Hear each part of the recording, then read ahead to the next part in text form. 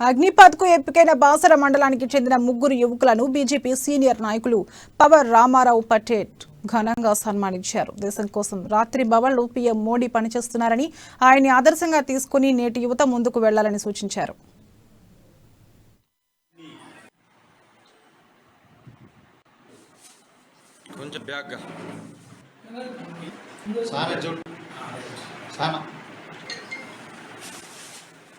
అగ్నిపథ్ ఏదైతే మిలిటరీ జవాన్లు సెలెక్ట్ అయ్యారో, మన ముదోల్ మండలి నుంచి ముగ్గురు సెలెక్ట్ అయ్యారు. కిర్గూరు కేన్ నుంచి ఒకళ్ళు, బిద్రన్ నుంచి ఒకళ్ళు, బాసర్ నుంచి ఒకళ్ళు, ముగ్గురు సెలెక్ట్ అయ్యారు.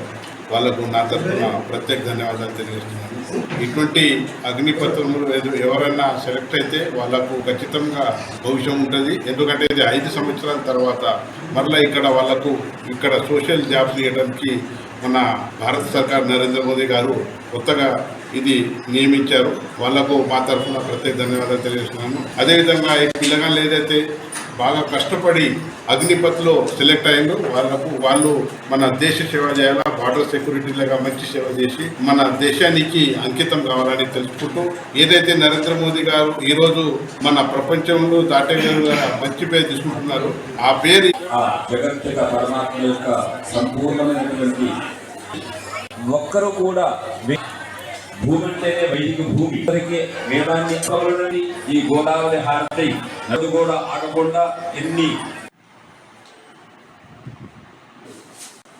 కొంచెం బ్యాగ్గా